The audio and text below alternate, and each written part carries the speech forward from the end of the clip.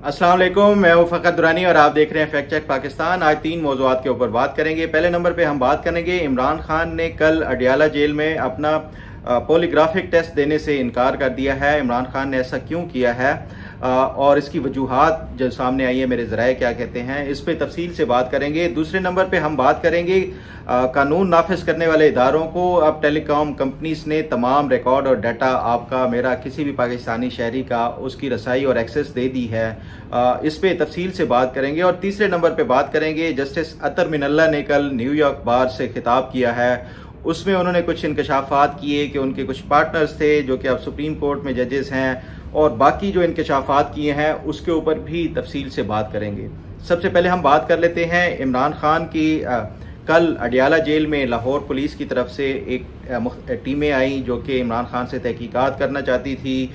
एक तो उनका बयान जो है वो रिकॉर्ड करना चाहते थे, और उसके साथ साथ दूसरा वो इमरान खान के 3 मुख्तलिफ टेस्ट लेना चाहते थे। एक पॉलीग्राफिक टेस्ट था, दूसरा वॉइस मैचिंग टेस्ट था, और तीसरा जो है वो फोटोग्रामेट्री टेस्ट।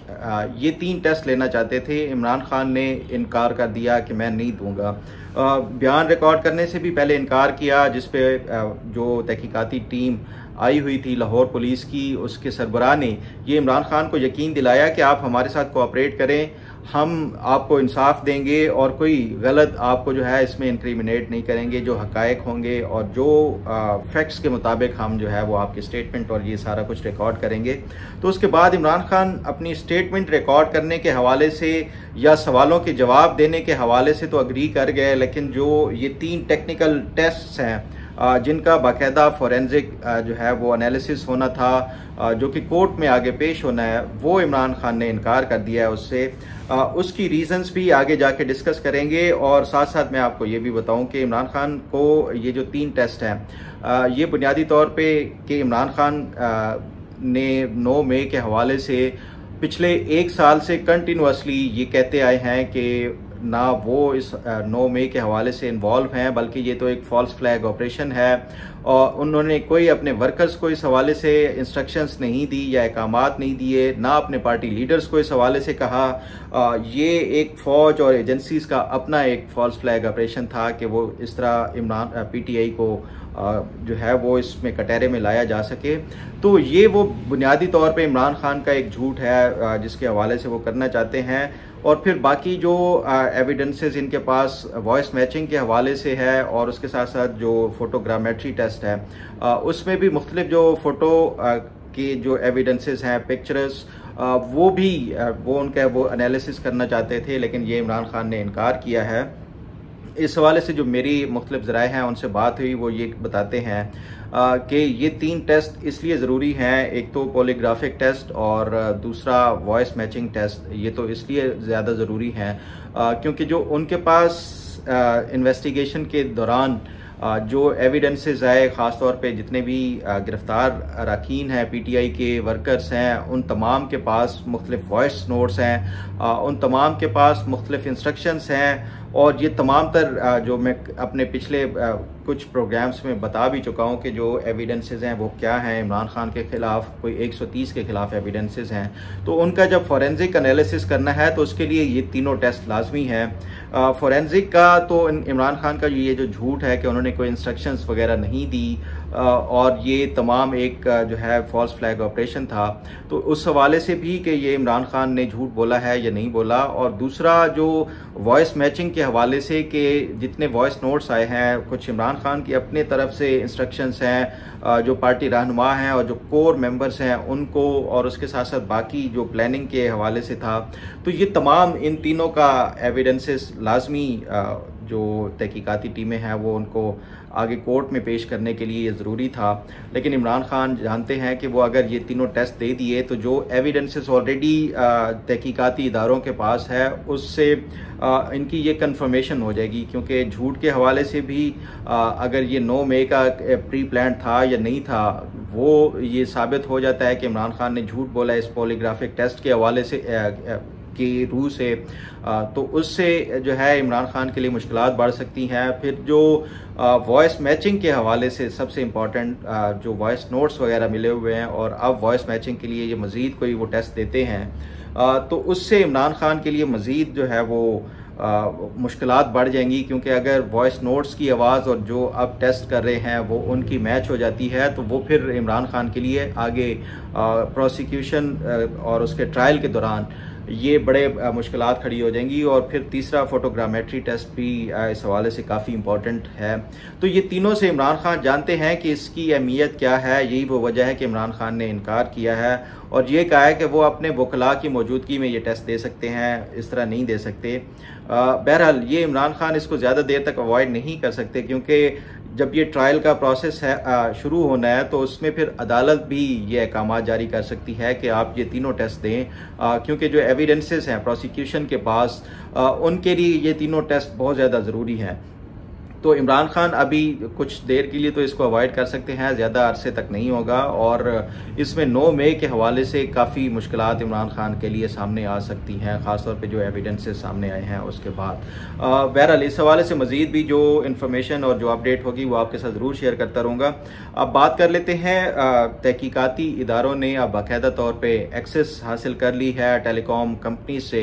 जितने भी मोबाइल डाटा यूज़र्स हैं उनका जितना भी आप कॉल्स करते हैं, व्हाट्सएप मैसेजेस करते हैं, फेसबुक एक्सप्लोर करते हैं या कुछ भी करते हैं, ये अब उसकी एक्सेस लीगली बाकायदा तौर पे इन तहकीकाती इदारों और उसके साथ साथ लॉ इन्फोर्समेंट एजेंसीज़ के पास अब उनके पास फ्रीली एक्सेस है। वो किसी भी टाइम आपकी कॉल का वो कर सकते हैं, मेरा डाटा वो हासिल कर सकते हैं। तो इसलिए ये जो अब डिजिटल सिक्योरिटी है ये अब एक बड़ा मसला बनने जा रही है पाकिस्तान में। और इस हवाले से आप सबके लिए भी मेरी यही गुजारिश है कि आप जो अपना मोबाइल फ़ोन है उसकी जो यूजेज है उसका इस्तेमाल बड़ा एहतियात से करें, क्योंकि अब भाई लोग आपको सुन सकते हैं, किसी भी वक्त आपको ट्रेस करके उठा भी सकते हैं अगर उनको ज़रूरत पड़ी आपकी।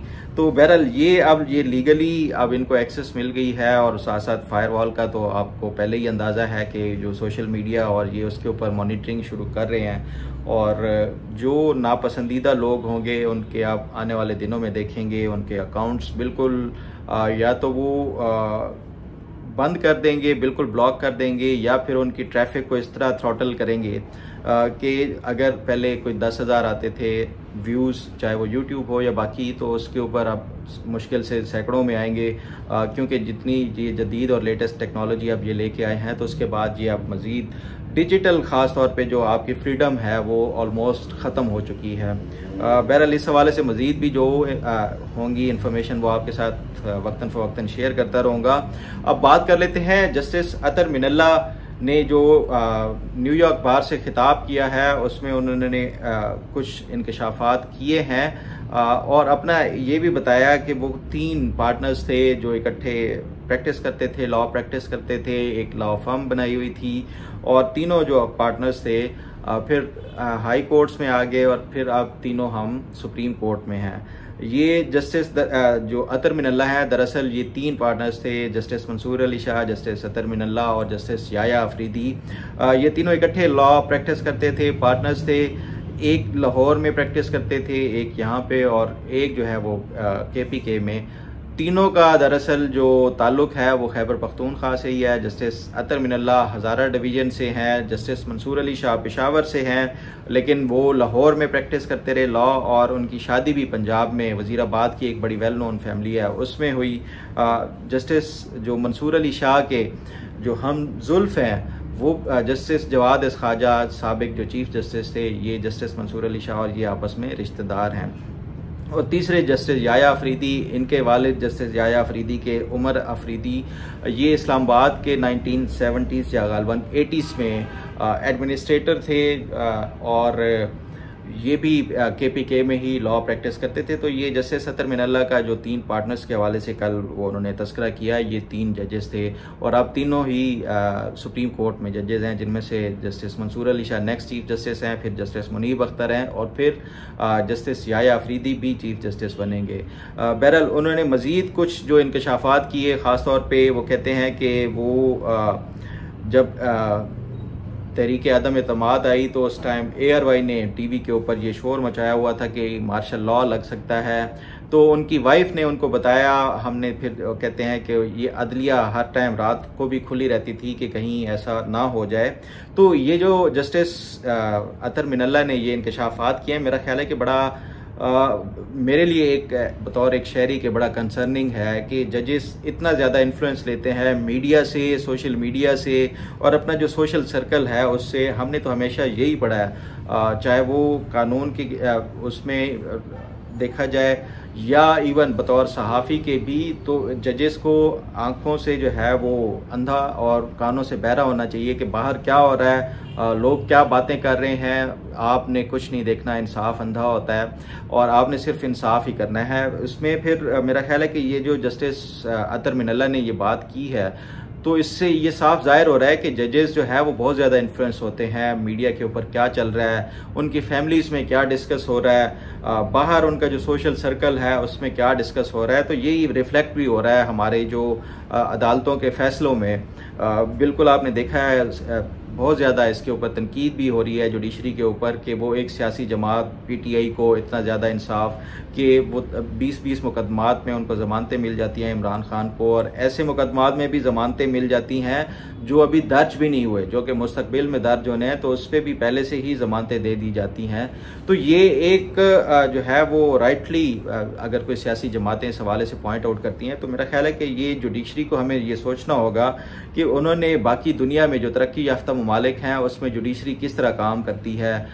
बिल्कुल अपना सोशल सर्कल ज़ीरो कर देते हैं, लिमिटेड कर देते हैं जब तक वो उस ओहदे पे कायम होते हैं। आपके सामने ये कोई 2 हफ्ते पहले जो लाहौर हाई कोर्ट के मुस्तफ़ी होने वाले जज थे जस्टिस शाहिद जमील, उन्होंने जब ये टॉक शॉक के ऊपर ये इंकशाफ किया था कि किस तरह जजेस को अप्रोच किया जाता है उनकी फैमिलीज़ के ज़रिए, उनके बहन भाइयों के ज़रिए, वालदैन के ज़रिए, और जो है वो सोशल सर्कल के ज़रिए जजेस को अप्रोच किया जाता है फ़ैसलों के, अपने मनपसंद फ़ैसले लेने के लिए या इन्फ्लुएंस करने के लिए। तो ये बड़ा अनफॉर्चुनेट है कि जो जुडिशरी अगर अपने रास्ते दरवाजे खुले रखती है किसी इस तरह की इंटरफेरेंस के लिए, इस तरह की जो है वो इन्फ्लुएंस के लिए, तो मेरा ख्याल है कि ये फिर इंसाफ के वो तकाजे पूरे नहीं कर पाते।